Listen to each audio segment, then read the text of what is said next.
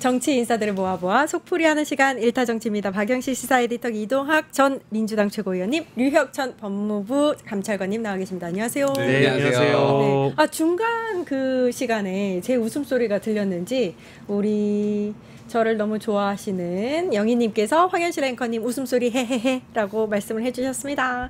코몽이 아빠님이 줄줄이 구속영장 기각될까봐 걱정되네요. 화딱 지나서 소주 벌컥벌컥 힘든 하루입니다. 한석기님이 저도 그게 걱정입니다. 심해요. 성동이도 잡아 넣어야 하는데, 유빈님이 한덕수는 무기징역 나와야 하는데 라고 하셨습니다. 아, 정말 답답한 하루. 아니 어제 에디터님께서 100%라고 하셨잖아요. 2000%, 3000%도 나온다. 저는 사실은 이거 기각되면은 이민 가야 된다 뭐 이런 얘기까지 해가지고요. 이 약속을 지키려면 이제 그만 나와야 될 것 같습니다. 이민 국가는 같이 알아볼까요? 안 돼. 아니 근데 정말로 이제 황당했어요. 그러니까 이제 우리가 지귀현 판사의 구속 취소 인용과 심우정 당시 총장의 즉시항고 포기가 굉장히 충격적이었잖아요. 근데 저는 어제 거의 동일한 무게로 이 구속영장 기각은 예상하지 못했던 내용이고요. 저도 참 많은 그런 방송 출연을 합니다만은 뭐 이따 감찰관님도 말씀해 주시겠는데 대부분의 법조인이 아니라 제가 알고 있는 거의 모든 법조인들은 이거는 기각되기가 어렵다라고 얘기를 하셨던지라 저도 그렇게 믿고 있었고요. 근데 어쨌든 내란 특검 쪽에서 어제 법원으로부터 받았던 내용은 중요한 사실관계 및 피의자의 일련의 행적에 대한 법적 평가와 관련하여 다툴 여지가 있다.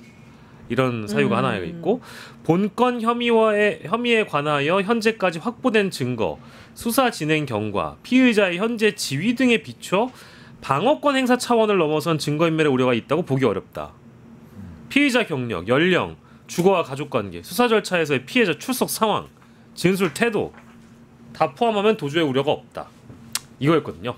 근데 저는 뭐 이 기각 사유를 다 이렇게 읽어보더라도 뭐 잘 이해가 되지 않아서 이 내용에 대해서 우리가 또 깊이 들어가 보면 다들 다 이해가 안 되실 것 같아요. 아니, 정재국 판사가 평소보다는 좀 길게 장황하게 이유들을 막 늘어놨어요. 근데 다 이제 공감되지 않는 부분들을 이유로 살펴놨는데 이거 어떻게 해야 됩니까? 이런 저는 이게 코골이 귀걸이 그냥 판결이었다라고 예. 생각을 해요. 그냥 뭔가 시간이 이제 이미 9개월이나 지났잖아요. 예. 그러니까 초창기에 사실은 그때 당시 수사나 이런 것들이 제대로 들어갔었다면 지금 이러한 결과는 나오지 않죠. 줄줄이 아마 좀 포승줄에 묶여가지고 다 감옥행으로 갔을 거라고 생각하는데 시간이 지나니까 이게 뭐 판사님의 성향이라든가 뭐 제가 정확히는 잘 모르겠습니다만 많이 느슨해진 것이 아닌가. 그러니까 법원의 필요성이 도대체 뭐지? 그러니까 이제 내란 재판부를 확실하게 다시 해야 된다, 만들어야 된다라고 하는 주장도 나오고 있는 거잖아요. 그러니까 법원의 무용성에 대한 이야기가 많이 나오고 있는 것 같아요. 그러니까 이러한 부분들에 있어서 기본적으로 지기현 판사라든가 아니면 조희대 대법관, 그러니까 사법부의 어떤 신뢰를 계속해서 갉아먹는 행위들을 국민들 앞에서 그냥 보여줬었던 장면들이 있었기 때문에 신뢰가 계속 붕괴됐고 지금 이러한 장면들도 전 그러한 일환의 하나라고 보거든요. 그러니까 그러한 차원에서 봤을 때 실망감이라든가 상실감 이런 것들은 대단히 크다. 저도 오늘 법원에 대한 굉장히 큰 실망감을 느꼈습니다. 특검이 지금 조금 당황한 상태지 않을까 싶습니다. 약간 좀 서운해할 겁니다. 그리고 기대했던 결과는 아니니까 약간 좀 서운하고 예상 밖이라고 생각할 수 있는데 조은석 특검 같은 경우에는 수사하다 보면 항상 암초를 만납니다. 그리고 이런 본인의 생각처럼 이렇게 수사가 안 될 가능성을 당연히 염두에 뒀기 때문에 저는 조은석 특검이야말로 어떻게 보면은 기각될 가능성 어느 정도를 예상하고 플랜 B도 생각을 해뒀을 겁니다. 그러니까 너무 걱정 안 하셔도 돼요. 플랜 B는 뭘까요? 플랜 B는 여러 가지가 있을 수가 있습니다. 지금 불구속 기소도 생각을 한다고 하는데 특별한 사정 변경이 생긴다고 하면 그때는 영장을 재청구할 수도 있어요.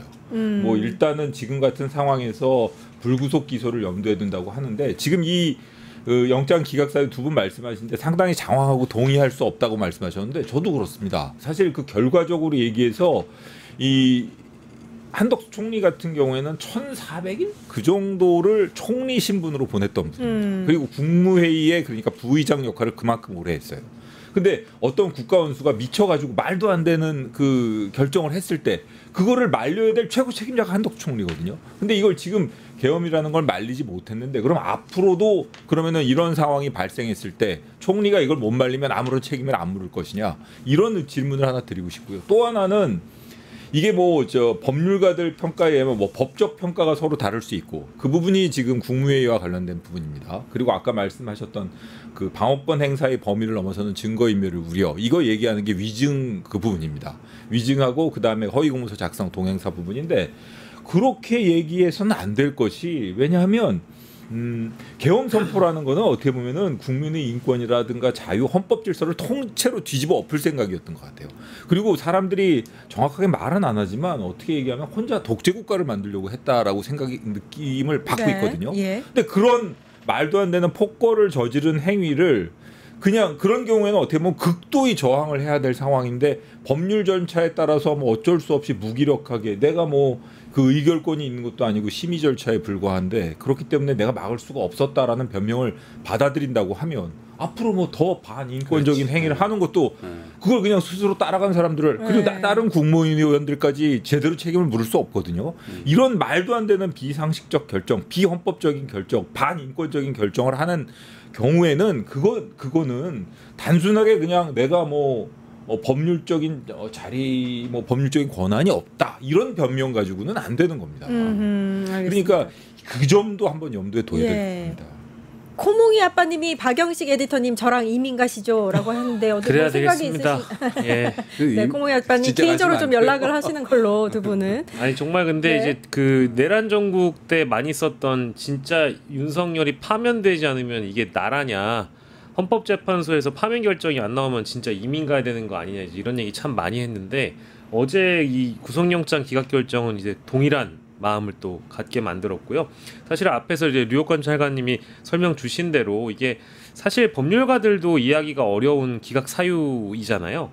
그리고 그 오늘 또 특검이 이 기각 결정에 대해서 그 자신들의 입장을 또 밝힌 걸 보면 과거에 있었던 그 군사 쿠데타도 보면 한 사람의 권력자가 되고자 했던 또 독재를 하고자 했던 사람의 의지만으로는 이 계엄이 성공할 수 없었잖아요. 당연합니다. 예. 그 주변에 있었던 그 어떤 권력 주변인들, 소위 제 입장에서 보기에는 사실 그 권력의 끈앞풀들이 있었기 때문에 이 계엄이 성공을 했던 역사가 있어서 결국 자신의 사익 추구와 그런 것들을 위해서 이 한덕수도 내란 수괴 방조 혐의를 받고 있는 것이고 뭐 표현이 방조이지만 그 내밀한 디테일을 들어가 보면 실질적인 지원을 했던 거거든요.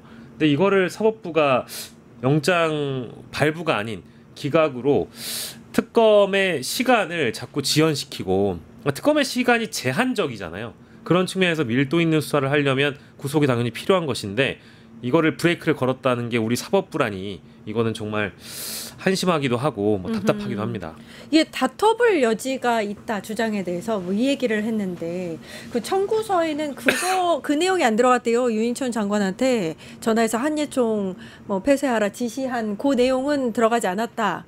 아무래도 직접적으로 그렇게 얘기했는지에 대해서는 녹음이 된 게 아니니까 넣지 않는 것 같은데. 그 대목보다는 아마 이제 유인촌 장관에 대한 수사를 통해서 실제 그때 한예종을 비우라는 지시가 있었는지에 대한 뭐 그런 정황 증거라든지 실제 뭐 녹취라든지 이런 것들이 만약에 특검에게 있었다라고 한다면 그 대목은 아마 내란 주요 임무 종사 혐의도 추가가 될 수 있었겠죠. 근데 그 수사가 진행되지 않은 상황에서 영장 청구가 있었기 때문에 들어가지 않았던 것뿐이라고 저는 생각하고 있습니다. 그럼 영장 청구를 너무 급하게 한 건 아닐까요? 뭐 그건 아니라고 보고요. 뭐 이 정도의 혐의 5가지만으로도 충분히 영장이 발부될 수 있을 거라는 자신감이 특검에게도 있었기 때문에 저는 뭐 청구를 했을 거라고 보는데 뭐 의외의 상황이 발생한 것이죠. 어제 그 한덕수는 말이죠. 구속영장 심사에서 CCTV까지 보여줬는데 기억이 나지 않는다. 이렇게 아니 이 선택적 기억력 이거 어떻게 하셨습니까? 너무 뻔뻔하죠. 예. 국회에서도 계속해서 이제 그런 태도로 일관을 했고 대국민들에게 내는 메시지조차도 그런 식의 거짓말로 뻔뻔하게 했고 또 본인이 지금 대통령 선거까지 나왔잖아요. 그것도 총리 그만두고 그러니까 그러한 일련의 상황들이 대부분 다 뭔가 증거를 위조하려고 했었던 거 아니야? 또는 압력을 행사하려고 했었던 거 아니야? 또 차기 권력으로서의 어떤 면모를 보여주면서 이 수사기관을 위축시키려고 했었던 거 아니야? 다 그런 것들이 통용이 이제 되는 부분이고, 그 다음에 지금 특검에서는 이 방조 혐의라고 얘기를 했었잖아요. 그러니까 뭔가를 해야 됐는데 너가 이걸 하지 않음으로 인해서 이 문제들이 불거졌기 때문에 방조 혐의야라고 했는데, 저는 차후에라도 이것을 적극적으로 가담한 행동이지 않았나? 이렇게라도 좀 판단할 수가 있거든요. 법률적으로 보면 특검은 부작위를 통해서 지금 이거를 한 것 같아요. 근데 저는 자기에 의한, 그러니까 자기 스스로 능동적으로 뭔가를 했던 측면들도 부각시켜가지고 다시 한번 구속영장 청구해 볼 수 있지 않을까? 저는 그게 아까 말씀하셨던 예. 플랜 B에 들어있는지 모르겠으나, 저는 그런 부분들도 앞으로 특검이 염두에 두고 좀 더 보강을 해서 네. 그 부분의 어떤 관점을 좀 바꿔서 다시 한번 구속영장 청구하는 게 좋지 않을까? 재청구를 해야 된다. 유비님이 한덕수는 눈 가리고 하늘 없다고 하는 인간. 네, 이렇게 말씀을 해주셨고, 그 김앤장 얘기가 나오고 네, 있어요. 네. 그러니까 한덕수가 김앤장에 올해 뭐 계속해서 있었으니까. 김앤장에 올해 근무를 했는데 이번에 그 변호를 한 곳은 그 박성근 그 실장이 근무했다고 하는 그 바른입니다. 법무법인 바른의 변호사 4명이 선임되었다고 하는데, 어떻게 보면은 저 한덕수 쪽에서 그 전 총리 쪽에서 그 부분을 자백을 했죠. 위증 부분을. 예. 인정할 수밖에 없는 상황. 그 CCTV 기억 안 난다라고 했지만 그것도 참 어떻게 이렇게 행동하는 걸 보면 그 짜쳐요. 제가 짜쳐. 뭐 여러 가지 우리 작가님께서 뭐 기름장어 뭐 이런 말씀도 하시고 막 여러 가지 말씀을 하시던데, 에이. 그 노회하다는 표현이 있지 않습니까? 아. 정말 그 노회하다는 표현에 딱 들어맞는 사람인 것 같아요. 그리고 이 지금 부인하는 태도, 사실 지금 이 기억하고도 쉽지 않지만 한덕수 전 총리 그 행동을 보면 내란 세력 척결을 방해한 행위, 헌법재판소 재판관 임명 거부했죠. 적극적인 추천과 또 임명 못한다고 하다가 탄핵에서 돌아온 다음에는 또 적극적으로 자기들에게 유리한 사람을 추천하려고 들었죠. 맞아요. 그거 말고도 또 지금 말씀하신 것처럼 본인은 그 국가를 구원할 임무를 가지고 저 대통령 출마해야 된다고 얘기했죠. 어떻게 보면은 이게 법률적으로는 방조 말씀하셨는데, 사후방조라는 개념이 지금 뭐 처벌되느냐 안 되느냐 이런 데에 대해서 지금 사실 법률적으로 문제가 있습니다. 하지만 사후방조를 처벌하는 법이 확실하게 있다면 이런 내란 세력에 있어서 이건 100% 사후방조, 그리고 적극적으로도 여러 가지 행위를 한 사실이 언제든지 밝혀질 수 있습니다. 사실 그 지금 그 헌법재판소 재판관 임명 거부한 거, 그 다음에 그 이후에 그 추천한 그 재판관들 임명하는 데 있어서 저는 그 정권 주요 그 내란 세력 주요 인물들과 통모하지 않고서는 그런 결정이 내려지지 않을 수가 없거든요. 법제처장도 말도 안 되는 헌법재판관 네. 추천을 했잖아요. 예. 그거는 제가 보기에는 아마 김주현 민정수석 네. 그 주변 사람들이 추천했을 거로 보입니다. 그런 통모 관계를 추가로라도 특검이 좀 애를 써서 밝혀내 가지고 이 내란 세력의 그 수사, 내란 세력이 그 척결하는 것을 방해한 행위 자체를 적극적으로 좀 의율해서 재청구해줬으면 좋겠습니다. 그 재청구하려면 좀 뭔가 새로운 혐의라든지 새로운 증거가 있어야 되는 건가요? 그렇습니다. 그 좀 재청구를 할 때 저 뭐 특별하게 보통의 경우에는 다시 재청구해도 됩니다. 의견 뭐 예를 들어 판사가 법률적 판단을 완전히 그르쳤거나 그런 경우에는. 하지만 통상의 경우에는 어느 정도 사정 변경이 필요한데요. 지금 보면은 저 지난번에 그 이봉관 회장 자수서 제출과 같이 이 좀 한번 특검에서도 여유를 가지고 바로 좀 불구속 기소하지 않고 좀 천천히 좀 처리해줬으면 좋겠습니다. 예. 뭐 또 일각에서는 그 한덕수 씨가 그 영장 청구 직전에 계엄 선포문을 받았다라고 이제 인정해버린 부분이라든지 그동안의 특검 수사에 굉장히 협조적이었다라는 그 이야기들도 하시더라고요. 그러다 보니까 아마 이제 이런 상황을 재판부에서 특히 판사님께서 높게 사지 않았나, 그래서 기각이 나온 거 아니냐 이제 이런 말씀들도 하시는데, 저는 뭐 그럼에도 불구하고 사실 여기 나와 있는 법리상 이미 과거에 뭐 허위 공문서를 작성하기도 하고 폐기를 하기도 했으니까요. 그거 자체가 증거 인멸 행위라고 맞아요. 보는 것이고, 여러 거짓말들이 반복되다가 뒤늦게 이제 8개월 만에 그 사실을 인정한 것이 과연 증거 인멸의 우려가 없다라고 말할 수 있는 것인지는 전 잘 상식적으로 이해가 안 네. 돼요. 얼마든지 뭐 지금 이제 어제 구치소 밖을 나와서 기자들이 묻는 질문에 묵묵부답으로 뭐 본인도 뭐 어쨌든 염치가 있고 양심에 찔렸는지 뭐 답을 하진 않았지만, 모르겠습니다. 지금 또 어느 순간 누구에게 전화를 해서 진술을 맞추자고 할 수도 있는 것이고요. 아직 드러나지 않은 사실관계들이 많이 있다 보니까 그런 대목들을 과연 그러면 정재욱 판사가 책임을 질 것인지 전 잘 모르겠어요. 아, 이게 답답한 게 사실 이제 한덕수 영장이 기각되면서 원래 이제 발부가 됐으면 이 다음에 우리가 기대하고 있는 수순들이 있었어요. 네. 추경호라든지 박성재라든지 또 잡아쳐놔야 되는 사람들이 진짜 차고 넘쳤는데 이거 한덕수 이렇게 되면 약간 뭔가 동력을 잃는 게 아니냐 이런 얘기가 나오거든요. 그러니까 저는 좀 별개라고 보는 게 어찌됐건 뭐 같이 구속됐으면 좋았을 것을 뭐 그 사람 구속이 안 됐다고 해서 나머지들도 그냥 다 힘을 잃을 거냐 좀 그런 것은 아니라고 봅니다. 일단 추경호 의원 같은 경우는 당시 원내대표로서 대단히 이상한 지위를 했고 그 과정에서 윤석열 전 대통령과 통화했다는 것이 다 드러났고 그다음에 주변부의 증언도 추경호 원내대표가 당시 이 표결 자체에 들어가는 것에 대해서 좀 탐탁치 않아 하는 그런 기류였다라고 하는 증언들도 나오고 있거든요. 이제 그러한 일련의 정황들을 봤을 때 뭔가 적극적으로 가담하려고 했었던 건 아니냐 또는 본인 스스로가 제대로 된 판단을 하지 못했을 가능성 이런 것들도 다 이제 엮여야 된다라고 생각을 하고요. 특히나 또 박성재 법무장관 또 이완규 법제처장 이런 분들은 저는 핵심적인 분들이라고 보기 때문에 그런 분들이 뭐 구속되지 않는다라고 한다면 진짜로 한쪽에서는 저는 굉장히 큰 반발이 일어날 수 있을 거라 보거든요. 그러니까 재판부가 국민들이 없으면 존재할 수 있습니까? 없죠. 없죠.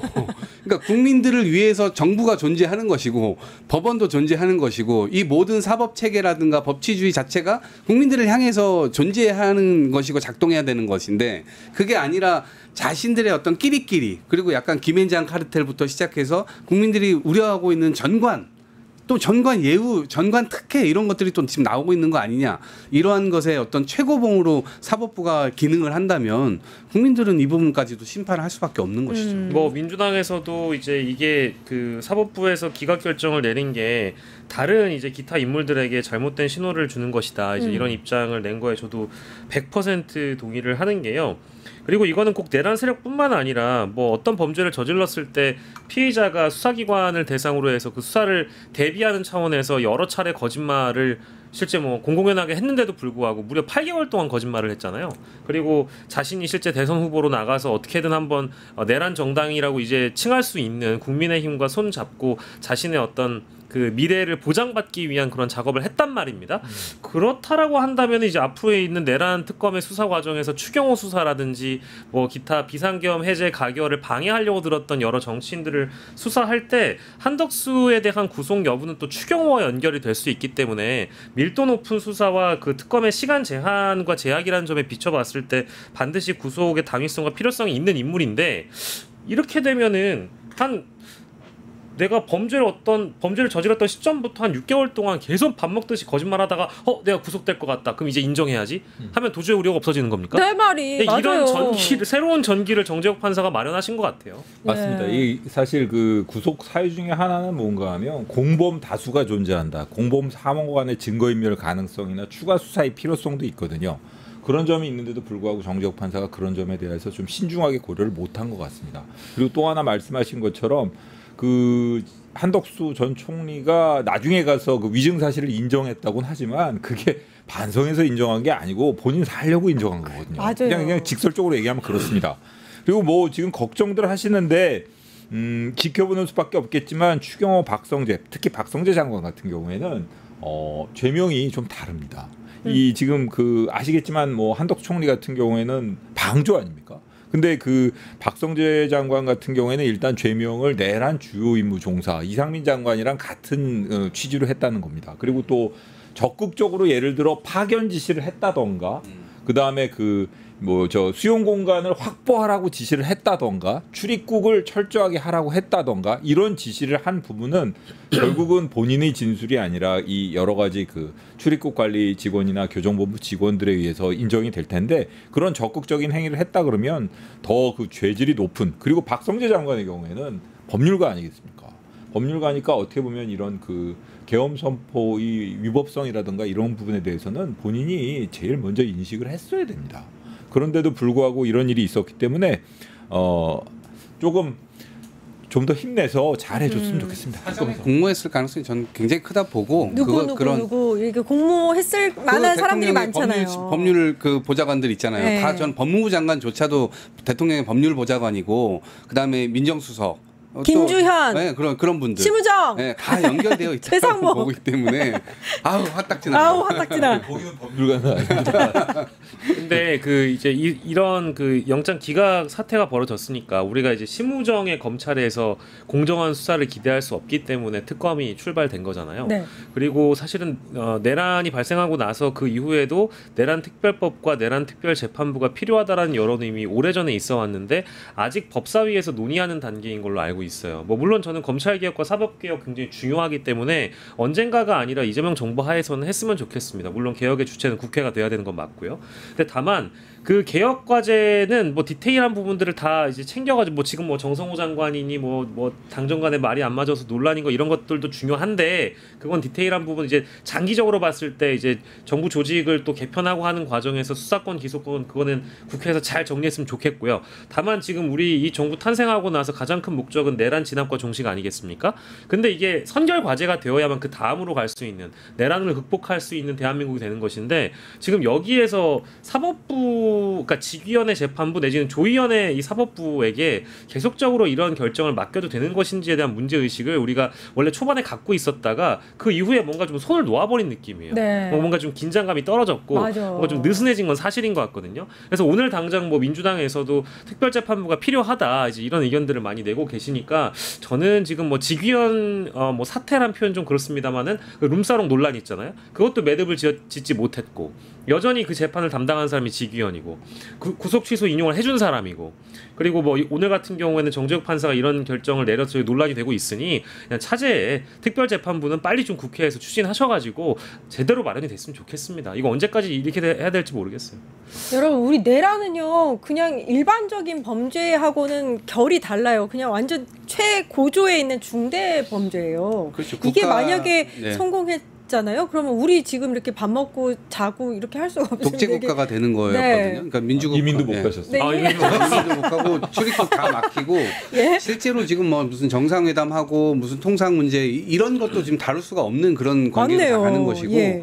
그러니까 이 글로벌 스탠다드에서 국가 간의 체계 자체가 완전히 망가지는 거예요. 그러니까 지금까지 쌓아왔던 건 수많은 국민들이 피 흘리고 이렇게 땀 흘려가면서 지금까지 경제 부국 이루고 그 다음에 이 평화 관련된 것들을 민주주의 관련된 것들을 전 세계 만방에 그래도 본이 될 만한 것들을 쌓아왔는데 그것들을 한순간에 무너뜨리려고 했었던 시도였고 또 특히 정치적 반대파들을 일거에 척결한다 이게 계엄선포문에 들어있잖아요. 그러니까 저는 그러한 것들을 보면서 아예 이제 정치적인 것이나 역사적인 것이나 전부 다 깡그리 무시하고 그냥 정치적 반대파 몰살 이런 시도였기 때문에 지금 재판부에서 하고 있는 이게 전 그래서 느슨해졌다고 평가를 하고 있는 겁니다. 도대체 이 사람들이 어떤 생각을 갖고 있는가 무슨 일을 본인들도 지금 수거 대상에 포함될 뻔했잖아요. 사법부도 이게 저 다 수거돼가지고 어떻게 될지 몰랐을 텐데 그 부분에 대해서 다시 한번 좀 생각해 보시라 말씀드립니다. 안기령 부대변인이 이렇게 얘기했잖아요. 자존심도 없냐? 이랬잖아요. 네? 그래서 그 판사한테 얘기하고 싶고 이게 그냥 이제 평소 다른 범죄를 다루듯이 습관적으로 해왔던 판결을 내려서는 안 되는 범죄예요. 중대 범죄이기 때문에 맞습니다. 저는 특별재판부 설치가 좀 필요하다고 내란 생각하거든요. 사건의 본질을 생각하면 그리고 계속 이런 사태가 반복된다면 결국은 재판이라든가 사법적인 그 처분이라든가 결정은 국민들이 신뢰를 얻어야 되거든요. 근데 지금 이렇게 직위원 재판부는 계속 문제가 나와서 이거는 사법부로서 직위원 부장을 그런 의혹이 제기됐다고 해가지고 바로 이렇게 좀 그 자리에서 쳐내는 건 문제가 있겠지만 이런 계속 그 국민들이 불신을 보내고 있다라는 불신의 눈초리로 바라보고 있다는 사실을 좀 심각하게 받아들여야 될 필요는 있어 보입니다. 그리고 영장 재판이라는 게 이게 본안 나중에 그 유무죄를 가리는 것과 달라서 수사의 필요성도 중요하거든요. 근데 지금 신속하게 수사가 이루어지지 않은 것도 어떻게 보면 한덕수의 행위로 인해서 제가 네. 죄송합니다. 네. 한덕수 전 총리 네. 그 행위로 인해서 그랬던 것인데 이런 지금이라도 지금 특검이 어떻게든 수사를 하려고 하는데 그리고 공범이 여러 명 있는 상황에서 이렇게 영장이 자꾸 기각되고 그러면 특별 재판부까지는 안 되더라도 좀 수사 경험이나 재판 경험이 많은 이런 그 특정 판사가 이 사건의 영장을 좀 일관되게 서로 모순되지 않고 좀 일관되게 이렇게 여러 사람의 그 영장 판사가 있다 보면 이게 뭐 좌충돌 될 수도 있거든요. 좀 어떻게 보면 전체적인 맥락에서 영장 발부 여부를 결정해주고 나중에 보석으로 풀어주면 될 거 아닙니까? 예. 고령이거나 이렇다면. 근데 왜 그런 걸 생각을 안 하고 이렇게 수사 단계에서 제동을 걸었는지 그 부분에 대해서는 약간 저도 특검에서 한 말처럼 좀 납득하기 어렵고 서운한 감이 있습니다. 예. 네, 재판부 좀 정신 좀 차리십시오. 그리고 예. 그 조희대 대법원장 임기가 언제까지인지 아시죠? 내년 20년? 2027년까지예요. 올해도 하네요. 아니, 그건. 올해 남아 있고요. 네. 2027년 6월까지인데 그렇게 돼 버리면 어제 전 제일 섬뜩했던 게 그러니까 사법부에 있는 판사들이 내란이 남의 일 같이 느껴지고 독재 국가가 될 뻔했던 대한민국에서 지금 숨 쉬고 있는 것도 너무 감사할 지경인데 이 정도의 그 법감정이 있다라는 것은 저는 좀 놀라울 지경이라 만약에 저희가 지기현 재판부에서 나중에 윤석열 무죄 나오면 그땐 누가 책임집니까? 그러니까요. 그러니까 누가 책임질 건데? 그러니까 누가 책임질 판사가 거예요? 책임지나요? 지기현 책임 안 졌잖아요. 구속 취소되고 나서. 무죄는 안 되는데 그러면 석방 되는데 아니 그러니까요. 제가 아니 지금 얘기하는 상황에서는 거는 의심할 만하다니까. 한덕수의 기각을 본 심정은 구속 취소 시즌 맞아요. 2를 저는 보는 느낌이라 나중에 판사는 법리대로 했다. 원칙대로 했다 이러면 그 판사를 뭐 어떻게 하겠습니까? 어떻게 할 거야 우리가. 그거를? 그러니까 이제 그런 대목에서 중립성이 의심된다면 특별재판부가 맞고 내란 특별법이 빨리 가동이 되는 게 맞습니다. 네, 댓글도 뭐 난리가 났습니다. 배현수님께서 예. 지기현 부장에 대해서는 그럼 탄핵 그거야말로 어떻게 보면 탄핵 판사 탄핵 아무것도 못하니까요. 네, 네. 조희연 대법관도 좀 조희대. 어떻게 조희대. 네. 배현수님이 내용 필요 없다. 떡수 당장 구속. 코몽이 아빠님이 재구속 영장 청구 꼭 해야 됩니다. 와인 마시는 고양이님께서 검찰 개혁보다 사법 개혁이 더 힘들어 보입니다. 오 맞아요. 영희님 특별 재판부 반드시 필요하다. 이렇게 말씀을 해주셨습니다. 유튜브 구독하고 실시간 채팅과 댓글을 남기시면 매일매일 7,000TTCO를 드립니다. 참여 방법은 통통물 어플을 다운로드하고 회원가입과 로그인을 해주세요. 마이페이지에서 나의 회원 고유 번호를 복사해주세요. 유튜브 구독 후 실시간 채팅이나 댓글창에 고유 번호를 한 번만 입력하면 준비 끝! 지금 유튜브 채팅과 댓글 쓰기 참여하고 7,000TTCO 받아가세요.